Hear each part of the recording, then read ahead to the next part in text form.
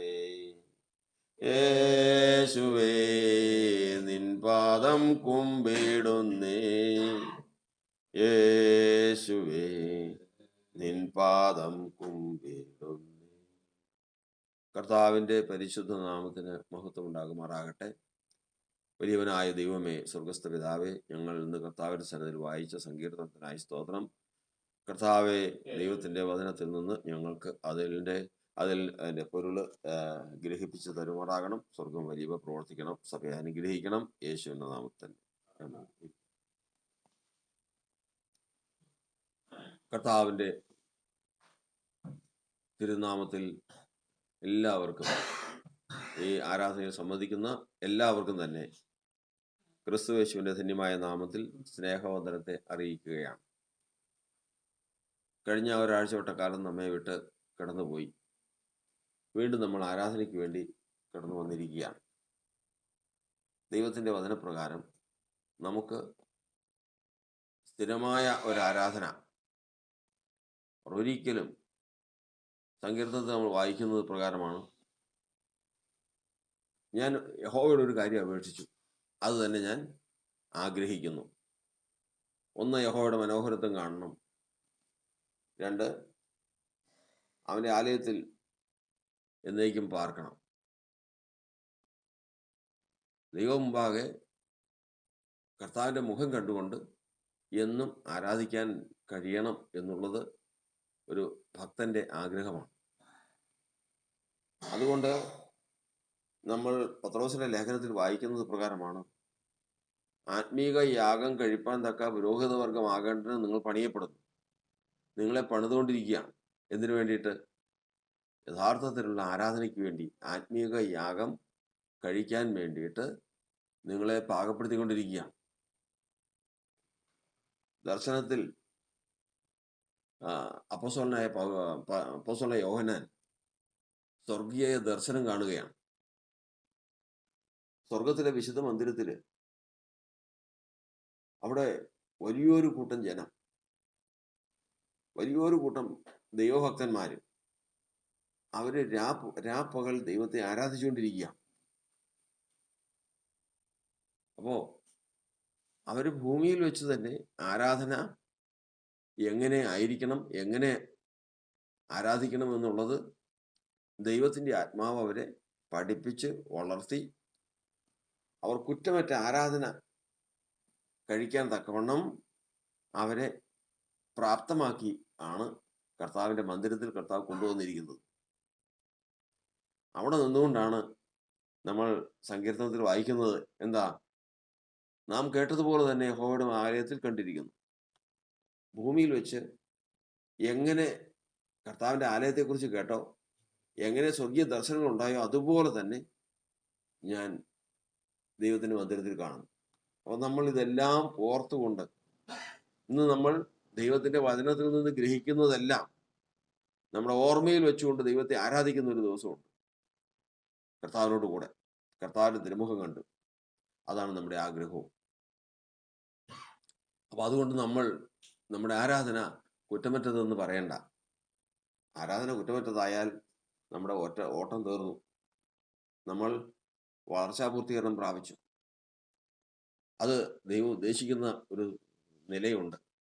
ആ നിലയായിക്കഴിഞ്ഞാൽ ദൈവത്തിൻ്റെ വചനം പറയുന്നത്, ഇതാ ദൈവത്തിന് കൊള്ളാവുന്ന പാത്രമായി, വളർച്ചാപൂർത്തീകരണം പ്രാപിച്ച പാത്രമായി ദൈവത്തിൻ്റെ സന്നിധിയിലേക്ക് എടുക്കും.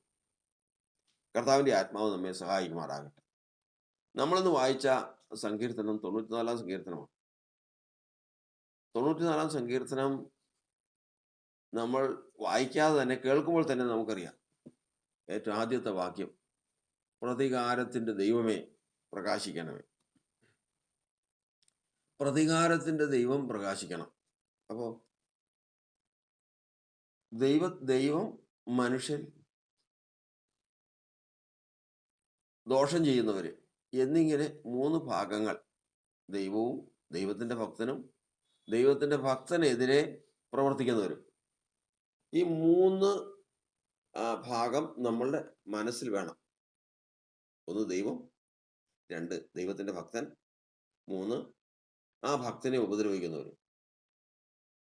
ഇങ്ങനെ 3 ഭാഗങ്ങൾ ദൈവത്തിന്റെ സഭയിൽ പ്രവർത്തിക്കുന്നതായിട്ട് നമുക്ക് കാണാം. അതുകൊണ്ട് 94-ാം സങ്കീർത്തനം എന്ന് പറയുമ്പോൾ ദൈവത്തിന്റെ സഭയിലേക്ക് ഭക്തനായിട്ട് കടന്നു വരുന്ന എല്ലാവരും അറിഞ്ഞിരിക്കുന്ന ഒരു കാര്യമാണ്. എല്ലാവരും പെട്ടെന്ന് നമ്മൾ 94-ാം സങ്കീർത്തനം വായിക്കുമ്പോൾ അതിന്റെ ആഴം നമുക്ക് മനസ്സിലാവില്ല. എന്നാൽ സൂക്ഷ്മമായിട്ട് നമ്മൾ പരിശോധിച്ച് കഴിയുമ്പോൾ അത് അങ്ങേയറ്റം ദൈവഭക്തനെ ബാധിക്കുന്ന ഒരു വിഷയം തന്നെയാണെന്ന് മനസ്സിലാക്കാം. ഇവിടെ എഴുതിയിരിക്കുന്നത് അതിന്റെ 16-ാം വാക്യത്തിൽ നമ്മൾ വായിക്കുന്നത് പ്രകാരമാണ്. ദുഷ്കർമ്മികളുടെ നേരെ ആർ എനിക്ക് വേണ്ടി എഴുന്നേൽക്കും, നീതികേട് പ്രവർത്തിക്കുന്നവരോട് ആർ എനിക്ക് വേണ്ടി എതിർത്ത് നിൽക്കും.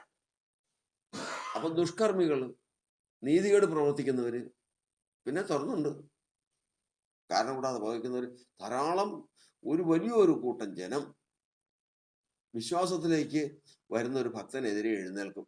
അത് നമ്മൾ എപ്പോഴും അടിസ്ഥാനപരമായിട്ട് 96-ാം സങ്കീർത്തനം വായിക്കുമ്പോൾ ഓർത്തുകൊള്ളണം. നമ്മൾ എല്ലാവരും ആ ഘട്ടം കഴിഞ്ഞു പോന്നിട്ടുള്ളവരാണ്. ദൈവം ഭക്തനായിട്ട് ഒരാളെ വേർതിരിച്ചാൽ, ദൈവത്തിന്റെ സന്നിധിയിലേക്ക് ഒരാളെ കൊണ്ടുവന്നാൽ നമുക്കറിയാം ആരൊക്കെയുണ്ട്. അയ്യോ, ദൈവത്തിന്റെ വചനം പറയുന്നത് നീതിയിലേക്ക് തിരിയുന്നവരെ ഉപദ്രവിക്കുന്നവരുണ്ട്. നീതിയിലേക്ക് തിരിയുന്നവരെ ഉപദ്രവിക്കുന്നവരും പരിഹസിക്കുന്നവരും ഈ ലോകത്ത് ധാരാളമുണ്ട്. എന്നാൽ ഈ ലോകത്തിന്റെ വഴികളിൽ മദ്യപാനത്താലോ ഈ ലോകത്തിന്റെ പ്രവൃത്തികളാലോ നടന്നാൽ അതിനത്ര ആക്ഷേപമില്ല. പക്ഷെ ആരെങ്കിലും നീതിയുടെ വഴിയിലേക്ക് തിരിഞ്ഞാൽ അപ്പോൾ തന്നെ അവനെതിരെ വിരൽ ചൂണ്ടുന്ന, അവനെതിരെ വിമർശനം കൊണ്ടുവരുന്ന, അവനെ കഴിയുന്നതും ഉപദ്രവിക്കുന്ന ഒരു സംവിധാനം ഈ ലോകത്തിലുണ്ട്.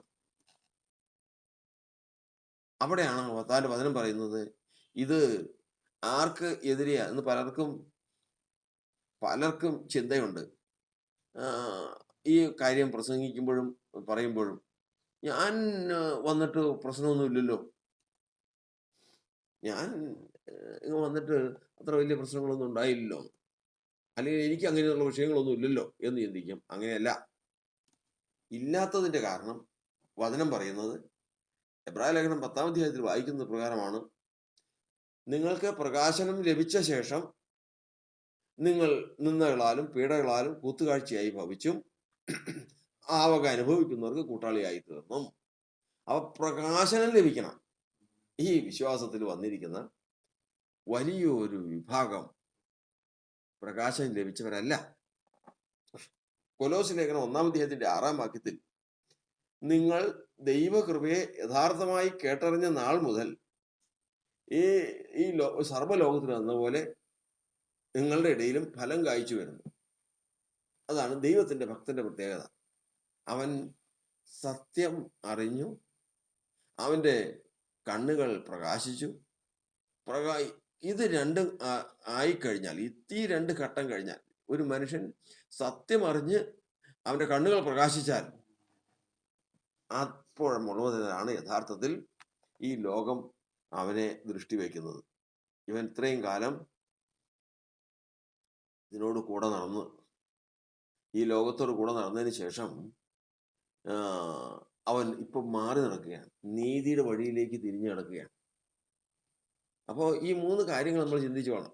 കൊലോസ്യ ലേഖനം 1-ന്റെ 6-ഉം എബ്രായ ലേഖനം 10-ാം അധ്യായത്തിന്റെ 32-ാം വാക്യവും അതുപോലെ തന്നെ 1 പത്രോസ് ലേഖനം 4-ാം അധ്യായവും നമ്മൾ ശ്രദ്ധിച്ചു കൊള്ളണം. കാരണം സത്യം അറിഞ്ഞ് സ്വതന്ത്രമായി അവന്റെ കണ്ണുകൾ പ്രകാശിച്ച് അവൻ ലോകത്തിന്റെ വഴികളെ വിട്ട് നേരായ മാർഗത്തിലേക്ക് നടക്കുന്ന സമയം മുതൽ അവന് ആരംഭിക്കുന്നതാണ് ഉപദ്രവം. ശത്രു ആരാണെന്ന് അറിയണമെങ്കിൽ ഈ ഘട്ടങ്ങളിൽ കൂടി കടന്നു പോകണം. അത് ചിലപ്പോ നമ്മൾ ഒരിക്കലും ഒരുപോലെ ജാതികളായിരിക്കുമ്പോൾ ഒരുപോലെ ജീവിച്ച് നടന്ന മനുഷ്യരായിരിക്കാം. ഒരുപോലെ തമ്മിൽ സ്നേഹിച്ചും ഭാരം വഹിച്ചും സഹായിച്ചും പരസ്പരം ഉപദേശിച്ചും എല്ലാം നടന്ന മനുഷ്യരാണ്. ഈ സത്യത്തിലേക്ക് തിരിഞ്ഞാൽ ആ സമയം മുതൽ കർത്താവിന്റെ വചനം പറയുന്നത് അതിന്റെ കാരണം പത്രോസിന്റെ ലേഖനത്തിൽ എഴുതിയിരിക്കുന്ന പ്രകാരമാണ്. ദുർനടപ്പ് വിട്ട ആ പത്രോസിന്റെ ലേഖനം 4-ാം അധ്യായത്തില്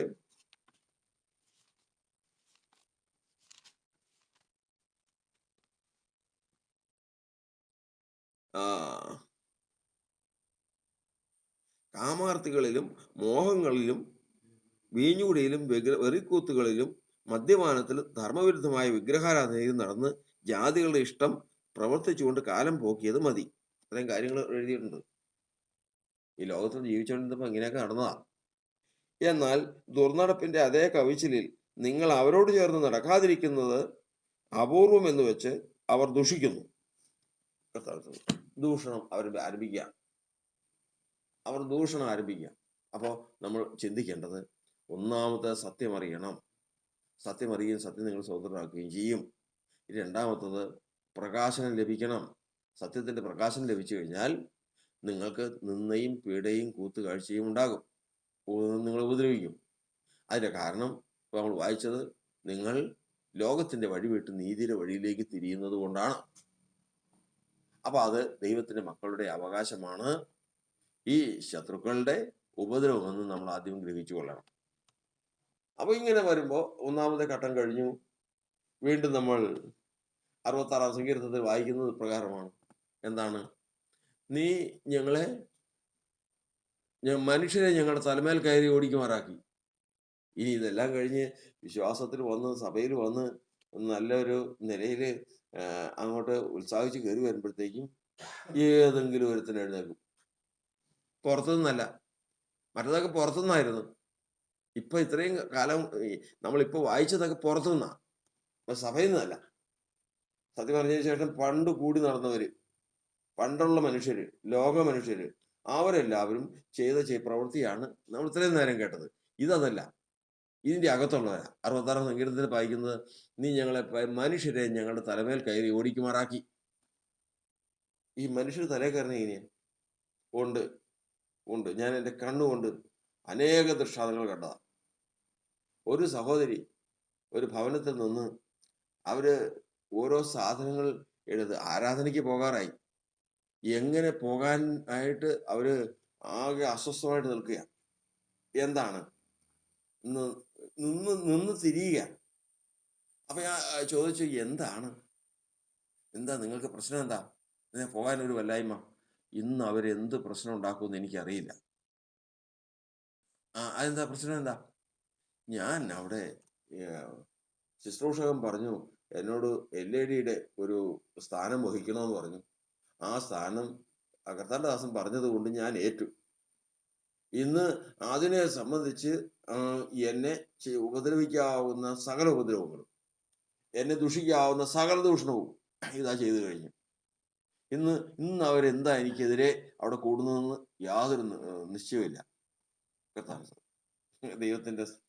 ദൈവത്തിന്റെ വചനം പറയുന്നത് അത് ദൈവത്തിന്റെ മക്കളുടെ അവകാശമാണ്.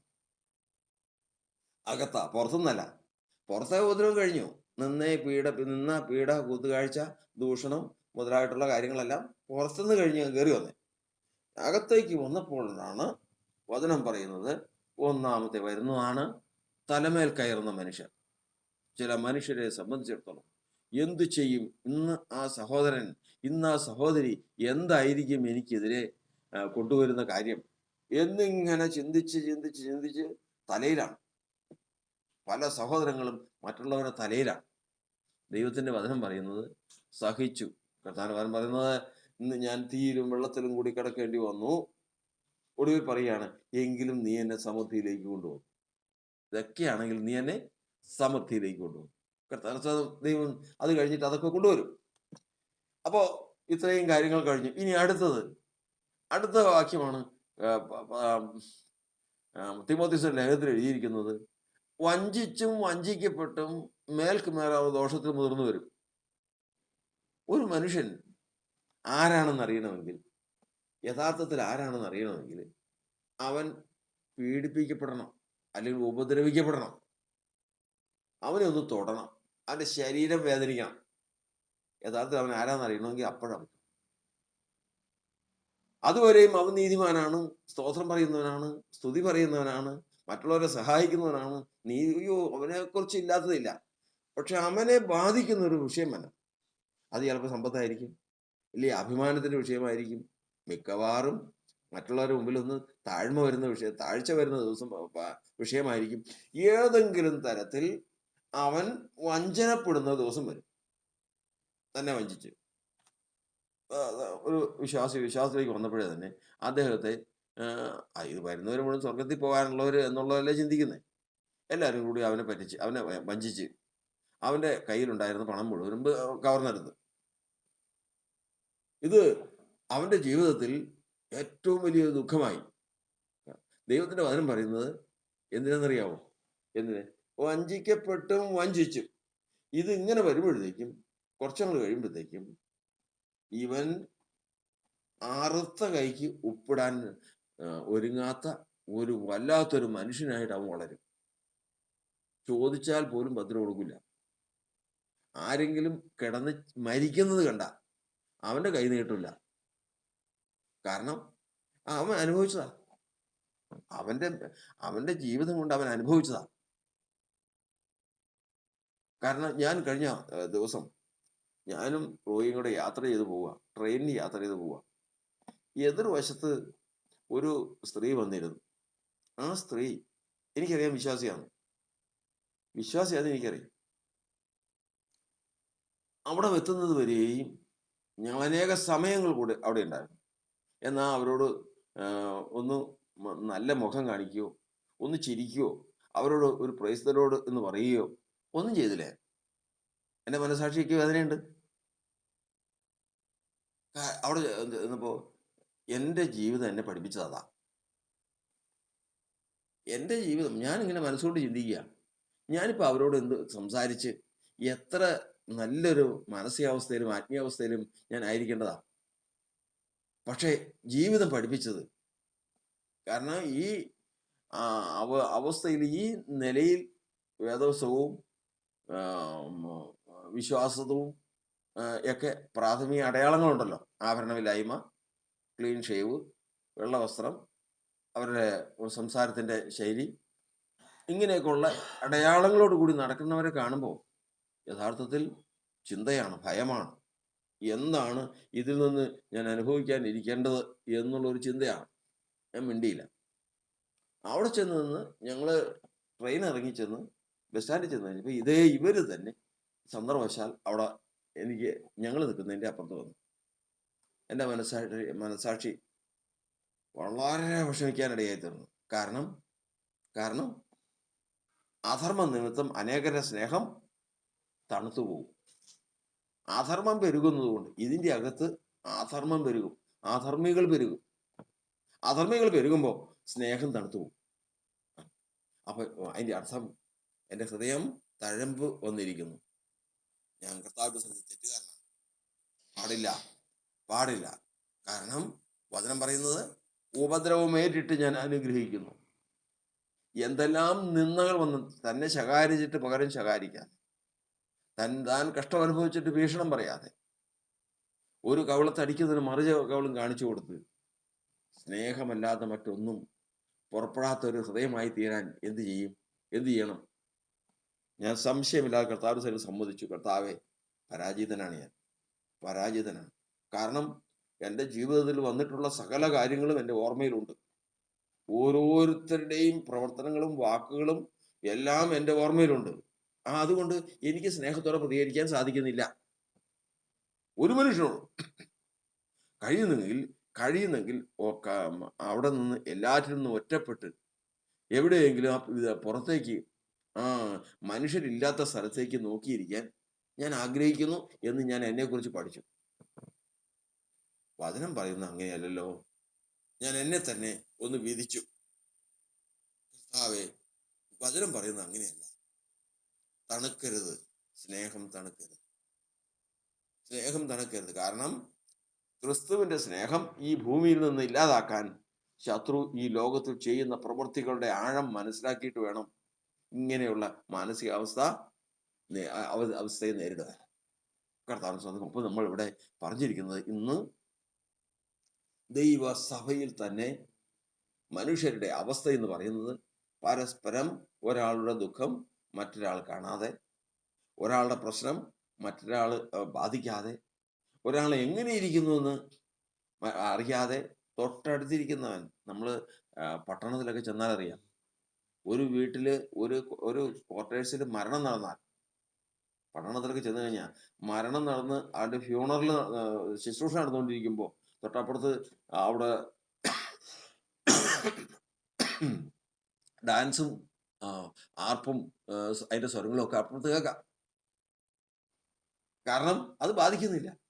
ഇതുപോലെ ഒരവസ്ഥയിലേക്ക് ശത്രു മനുഷ്യരെ കൊണ്ടുവരുവാനായി ദൈവത്തിൻ്റെ സഭയെ കൊണ്ടുവന്നുകൊണ്ടിരിക്കുന്ന കാലമാണ്.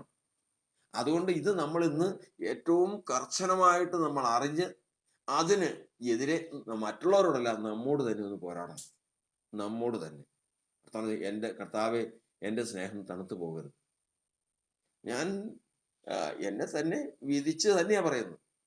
കാരണം ഒരു വിശ്വാസിയെ, ദൈവഭക്തനെ, ഒരു ശുശ്രൂഷകനെ കാണുമ്പോൾ ഏറ്റവും ആദ്യമേ തന്നെ ഞാൻ എന്നോട് തന്നെ യുദ്ധം ചെയ്യേണ്ട ഒരു അവസ്ഥയാണ്. കാരണം എനിക്ക് ആകെ അസ്വസ്ഥമാകുന്ന ഒരവസ്ഥയാണ്. കാരണം നന്മയേക്കാൾ കൂടുതൽ തിന്മയുടെ അനുഭവങ്ങളാണ് അധികവും കാണുന്നത്.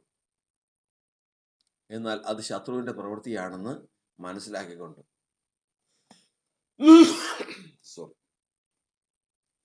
തലയിൽ എത്ര പേരുണ്ട്, ഏറ്റവും ആദ്യം അത് കണ്ടുപിടിക്കണം.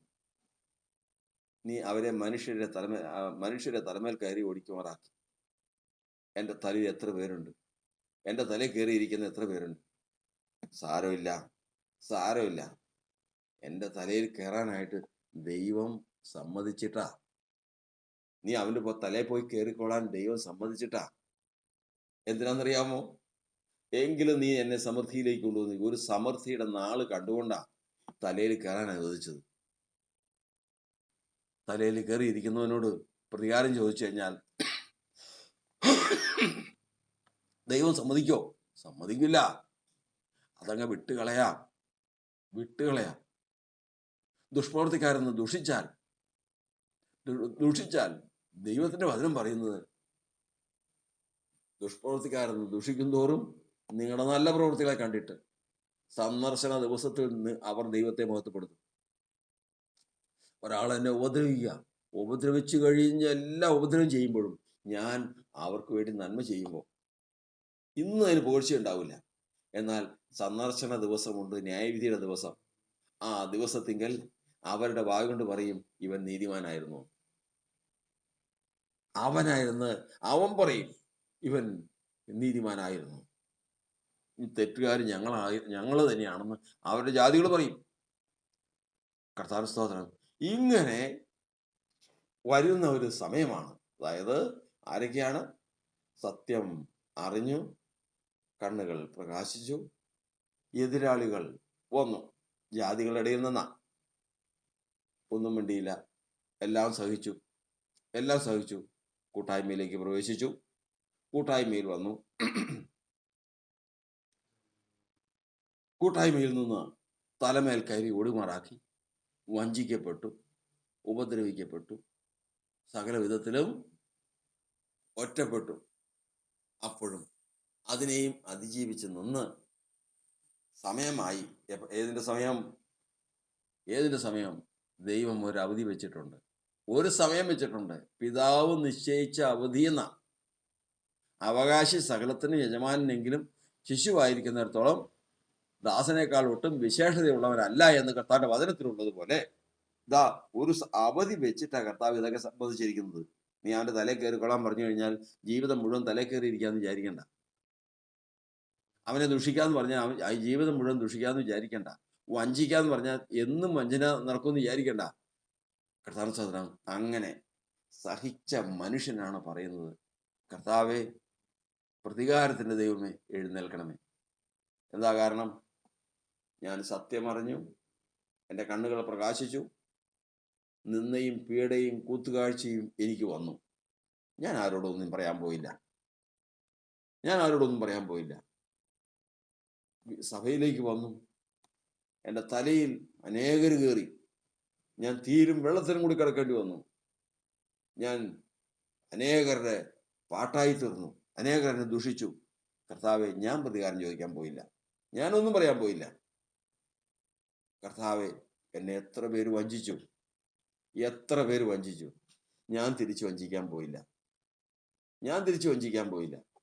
ഞാൻ എത്രയേറെ കഷ്ടത അനുഭവിച്ചു.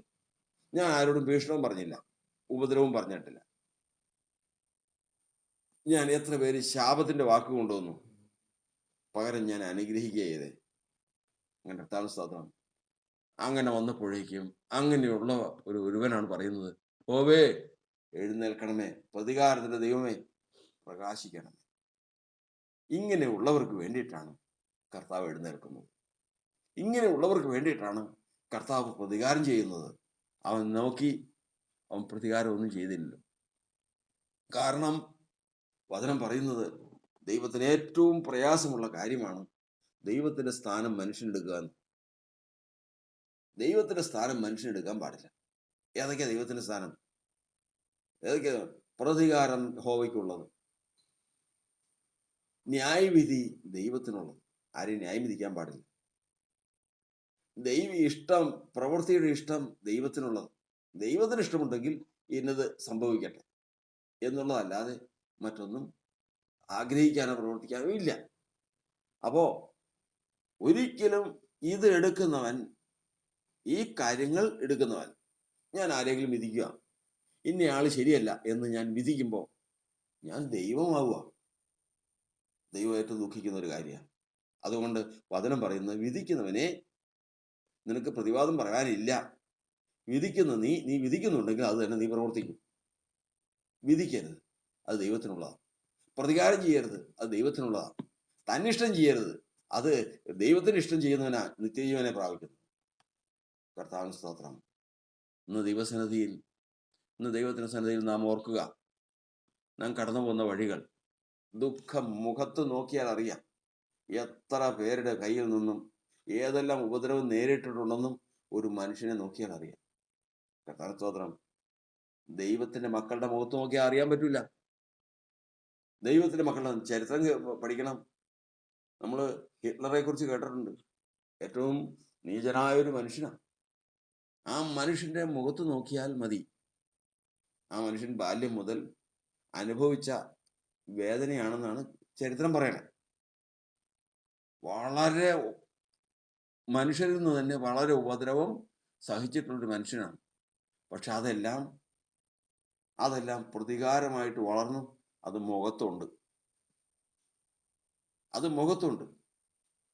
അബ്ശാലോമിന്റെ പെങ്ങളെ അമ്നോൻ നശിപ്പിച്ചു. അതായത് അവളെ ബലാത്കാരം ചെയ്തു, അപമാനം വരുത്തി. അത് പ്രതികാരമായിട്ട് അബ്ശാലോമിന്റെ ഉള്ളിൽ വന്നു, അവന്റെ മുഖത്തുണ്ട്. അത് കണ്ട ഒരാൾ പറഞ്ഞു, ഒടുവിൽ അമ്നോൻ എന്ന് പറയുന്ന ദാവീദിന്റെ മകനെ അബ്ശാലോം കൊന്നപ്പോ, ദാവീദ് നിലവിളിച്ചപ്പോ അവിടെ ആ മനുഷ്യൻ പറഞ്ഞു, രാജാവേ കരയണ്ട, എല്ലാ രാജകുമാരന്മാരെയും അബ്ശാലോം കൊല്ലില്ല. പിന്നെ അമ്നോനെ കൊന്നു. കാരണം അമ്നോൻ അബ്ശാലോമിന്റെ സഹോദരിയെ ബലാത്കാരം ചെയ്ത് നശിപ്പിച്ച സമയം മുതൽ ഈ നിർണയം അവന്റെ മുഖത്ത് കാണാനുണ്ടായിരുന്നു. കർത്താവിന് ദൈവത്തിന് സ്തോത്രം. അപ്പോ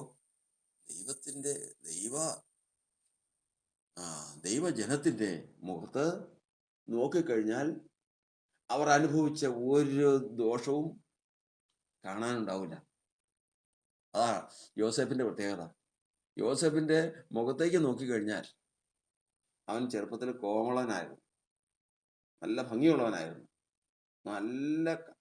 നല്ല യോഗ്യനായിരുന്നു, സൗന്ദര്യമുള്ളവനായിരുന്നു. പക്ഷേ അവൻ കടന്നു പോകുന്ന വഴി, അവന്റെ ജീവിതത്തിൽ അനുഭവിക്കേണ്ട വഴി, സ്വന്തം സഹോദരന്മാര് എന്നെ കൊല്ലല്ലേ എന്ന് പറഞ്ഞിട്ട്, എന്നെ കൊല്ലരുതേ എന്ന് പറഞ്ഞിട്ട് കേൾക്കാതെ ആ സ്വന്തം സഹോദരങ്ങൾ കൊല്ലാൻ ശ്രമിച്ച് പൊട്ടക്കുഴിയിലേക്ക് ഇട്ടതാണ്. അവന് വിറ്റ് കാശ് മേടിച്ചതാണ്. ഇതെല്ലാം കൂടെ കൂടി, ഈ ജീവിതത്തിലെ അനുഭവങ്ങളെല്ലാം കൂടെ കൂടി യോസേഫിലുണ്ടെങ്കിൽ യോസേഫിന്റെ മുഖം എങ്ങനെയിരിക്കും? കർത്താവിന് സ്തോത്രം. അതാ വചനം പറയുന്നത്, അല്ലയോ എൻ്റെ പ്രിയേ, ഞാൻ നിന്റെ മുഖം ഒന്ന് കാണട്ടെ, ഞാൻ നിന്റെ സ്വരം ഒന്ന് കേൾക്കട്ടെ. കർത്താവിന് സ്തോത്രം. ദൈവഭക്തന്റെ സ്വരത്തെയും മുഖത്തെയും വ്യത്യാസപ്പെടുത്തുവാൻ ശത്രുവിന് സാധിക്കരുത്. അവന്റെ മുഖത്ത് നോക്കിക്കഴിഞ്ഞാൽ, അവന്റെ മുഖത്തേക്ക് നോക്കിക്കഴിഞ്ഞാൽ, അയ്യോ, അത് ഇത്രയെല്ലാം അനുഭവിച്ചവനാണോ അവൻ? യോസേഫിന്റെ സഹോദരന്മാർക്ക് ഭക്ഷണവും പാനീയങ്ങളും വസ്ത്രവും എല്ലാം കൊടുത്ത് പരിപോഷിപ്പിക്കുക. ഈ യോസേഫിനല്ലേ ഇത്രയും അവർ ഉപദ്രവിച്ചേ? അതെ, അതെ. എന്നിട്ട് ഇങ്ങനെയാണോ അവൻ പകരം ചെയ്യണേ? അതെ. കാരണം ദൈവത്തിന്റെ ഭക്തന്റെ പ്രതികാരം അങ്ങനെയാണ്. എന്നാൽ ദൈവത്തിന്റെ പ്രതികാരം അതല്ല. ദൈവം അത് പ്രവർത്തിക്കത്തക്കവണ്ണം പ്രതിഫലം കൊടുക്കും. ദൈവഭക്തന്റെ മുഖത്ത് നോക്കിക്കഴിഞ്ഞാൽ, കർത്താവിന് സ്തോത്രം, ഇന്ന് ദൈവസഭയിലേക്ക് നോക്കുമ്പോൾ 50 പേരുണ്ടെങ്കിൽ, ദൈവസഭയിൽ 50 പേരുണ്ടെങ്കിൽ 50 പേരുടെ മുഖത്തും അവരെ വേദനിപ്പിച്ചവരുടെ നിഴൽ കാണാം. ഞാൻ ഈ പറയുമ്പോൾ എനിക്കും അതിനെക്കുറിച്ച് ദുഃഖവും പ്രയാസവും ഉണ്ട്, എൻ്റെ മുഖത്തുണ്ട്. ഇന്ന് കർത്താവിൻ്റെ വചനം പറയുന്നത് മാറിപ്പോകണം. നമ്മൾ ദൈവമല്ല, ദൈവത്തിൻ്റെ സ്ഥാനത്ത് ഇരിക്കാനും പാടില്ല. ദൈവം ചെയ്യേണ്ട കാര്യങ്ങൾ, നമ്മൾ ചെയ്യേണ്ട കാര്യങ്ങൾ, ഇത് രണ്ടും ഒത്തിട്ടാണ് ഇങ്ങോട്ട് വന്നത്. അത് ദൈവം ചെയ്യേണ്ടത് നമ്മൾ കയറി എടുത്ത് ദൈവത്തിന്റെ സ്ഥാനം എടുത്താൽ ദൈവം ദുഃഖിക്കും. എന്നാൽ ദൈവത്തെ ഈ കാര്യങ്ങൾ ഏൽപ്പിച്ചതിന് ശേഷം മുഖം യാതൊരു തരത്തിലുള്ള പ്രതികാര ചിന്തയുമില്ലാതെ, യാതൊരു തരത്തിലുള്ള അയ്യോ അവൻ എന്നോട് അങ്ങനെ ചെയ്തല്ലോ എന്ന് ഒരു ചിന്തയും ഇല്ലാതിരുന്നാൽ നല്ല കൃത്യം എങ്ങനെ ഇരിക്കും? കർത്താവിന്റെ സഹോദരൻ, നമ്മൾ പറഞ്ഞല്ലോ, ഹിറ്റ്ലറുടെ മുഖം, സദാം ഹുസൈന്റെ മുഖം, പണ്ടുണ്ടായിരുന്ന ഓരോ ഭീകര രാജാക്കന്മാരുടെ മുഖം, അവരെല്ലാം ഈ ലോകത്തിൽ വേദന അനുഭവിച്ച് ക്രമേണ പ്രതികാരം കൊണ്ട് നിറഞ്ഞതാ. ദൈവഭക്തന്റെ മുഖം മാറ്റാൻ ശത്രുവിന് സാധിച്ചിട്ടില്ല. ഇവിടെയാണ് ദൈവത്തിന്റെ മക്കൾ ആരെന്നും ശത്രുവിന്റെ മക്കൾ ആരെന്നും വേർതിരിയുന്നത്. ദൈവസഭയെ നീങ്ങിപ്പോകണം. ദൈവം ഒരു മനുഷ്യന്റെ മുഖത്തേക്ക് നോക്കുമ്പോൾ കർത്താവ് പറയുന്നതാണ്, അവരുടെ മുഖഭാവം അവർക്കെതിരെ സാക്ഷീകരിക്കുന്നു. അവരുടെ മുഖഭാവം, ദൈവം എവിടെ നോക്കുന്നു? ഹൃദയത്തെ നോക്കുന്നു, മുഖത്തെ നോക്കുന്നു. ആ മുഖത്തെ ഭാവം എങ്ങനെയാണ്? അവർക്കെതിരെ സാക്ഷീകരിക്കുന്നു. നീ ഏറ്റവും നല്ലവനായിട്ട് ഇന്ന് ആ സഭയിൽ കൂടി ആരാധിച്ച് യേശുക്രിസ്തുവിന്റെ സ്വഭാവത്തിൽ കടന്നു വന്നതിന് ശേഷം ഇന്ന് ആരാധനയിൽ ദൈവം മുഖത്തേക്ക് നോക്കുമ്പോൾ എത്ര പേരെ കാണാം? എഴുതിയെടുക്കാൻ ദൈവത്തിന് എഴുതിയെടുന്ന് ഹൃദയത്തെ നോക്കുന്നവനും മുഖത്തെ നോക്കുന്നവനും എഴുതി പറയും. ഇത്ര പേര് നിന്റെ തലേ കയറിയവരും, നിന്നെ വഞ്ചിച്ചവരും, നിന്നെ ഉപദ്രവിച്ചവരും, നിന്നെ കൂത്തുകാഴ്ചയാക്കിയവരും, നിന്നെ നഷ്ടപ്പെടുത്തിയവരും, അപമാനിച്ചവരും, ദുഷിച്ചവരുമായിട്ടുള്ള വലിയൊരു ജനസംഖ്യ നിന്റെ മുഖത്ത് കാണുന്നുണ്ട്, ഹൃദയത്തിൽ എഴുതിയിട്ടുണ്ട്. സ്തോത്രം. ഈ ആരാധനയിൽ ദൈവം പ്രസാദിക്കണമോ? അത് നീങ്ങിപ്പോകണം. നമ്മുടെ മുഖം നിഷ്കളങ്കമാകട്ടെ. ദുഃഖങ്ങളുണ്ട്, പ്രയാസങ്ങളുണ്ട്, അതെല്ലാം താൽക്കാലികമായിട്ടുണ്ടാകും. എന്നാൽ ദൈവത്തിന്റെ മക്കൾക്ക് ഇതിനൊക്കെയും പ്രതികാരം ചെയ്യുന്നവനും പ്രതിഫലം നൽകുന്നവനും ദൈവമാണ്. ആ സ്ഥാനം നമ്മൾ എടുക്കരുത്. നമ്മുടെ മുഖത്തെ ഒന്ന് നിഷ്കളങ്കമാക്കാം. അതിനുവേണ്ടി പ്രാർത്ഥിക്കാം. സമയം മുമ്പോട്ട് പോകുന്നല്ലോ, നമുക്കൊരു അല്പസമയം അതിനുവേണ്ടി പ്രാർത്ഥിക്കാം. വലിയവനായ ദൈവം നമ്മെ അനുഗ്രഹിക്കുമാറാകട്ടെ. യേശുവേ, ദൈവമേ, കർത്താവേ, ഇന്ന് ഞങ്ങളുടെ മുഖത്ത് കർത്താവ് നോക്കുമ്പോൾ, ദൈവമേ, ഞങ്ങളെ ഉപദ്രവിച്ചവരെ കാണുന്നു, ഞങ്ങളെ ദുഷിച്ചവരെ കാണുന്നു, ഞങ്ങളെ പീഡിപ്പിച്ചവരെ കാണുന്നു, ഞങ്ങളെ വഞ്ചിച്ചവരെ കാണുന്നു, ഞങ്ങളെ ഉപദ്രവിച്ചവരെ കാണുന്നു, ഞങ്ങളുടെ തലയിൽ കയറിയവരെ കാണുന്നു. ദൈവമേ, അവരെല്ലാം മറന്നു കളഞ്ഞതിന് ശേഷം ഞങ്ങളുടെ മുഖം നിഷ്കളങ്കമാക്കാൻ ഈ സമയത്ത് ഞങ്ങൾക്ക് സാധിച്ചിട്ടില്ല കർത്താവ്. ഞങ്ങൾ മറ്റുള്ളവരോട് പ്രസംഗിച്ചതിന് ശേഷം സ്വയം കൊള്ളരാത്തവരായി പോകാതിരിപ്പാൻ ഇന്ന് ദൈവത്തിന് മുമ്പാകെ ഞങ്ങളെ തന്നെ താഴ്ത്തി പ്രാർത്ഥിക്കട്ടെ. കർത്താവ്, കരുണ തോന്നണമേ. ഈ വിഷയത്തിൽ ഇടപെടുമാറാകണമേ കർത്താവെ. കർത്താവെ, പ്രതികാരം കർത്താവിനുള്ളത്, വിധി കർത്താവിനുള്ളത്, ന്യായവിധി ദൈവത്തിനുള്ളത്. ആ അധികാരം ഞങ്ങൾ എടുക്കാൻ പാടില്ല കർത്താവെ. ഇന്ന് ഞങ്ങളുടെ മുഖം നിഷ്കളങ്കമാകുവാൻ തക്കവണ്ണം അബ്ശാലോമിന്റെ മുഖത്ത് ദൈവമേ സഹോദരനെ കൊല്ലാനുള്ള ഉദ്ദേശം ഉണ്ടായിരുന്നത് പോലെ ഞങ്ങളുടെ മുഖത്ത് കർത്താവെ ഞങ്ങളെ ഉപദ്രവിച്ചവരെ കുറിച്ചുള്ള പരാതി ഉണ്ടാകാതെ വണ്ണം നിഷ്കളങ്കമായൊരു മുഖത്തോടു കൂടി ഇന്ന് ദൈവത്തിന്റെ സന്നിധി ആരാധിച്ച് വിടുതൽ പ്രാപിച്ച് എഴുന്നേൽപ്പാൻ കർത്താവ് ഞങ്ങൾക്ക് സഹായം തരണമേ.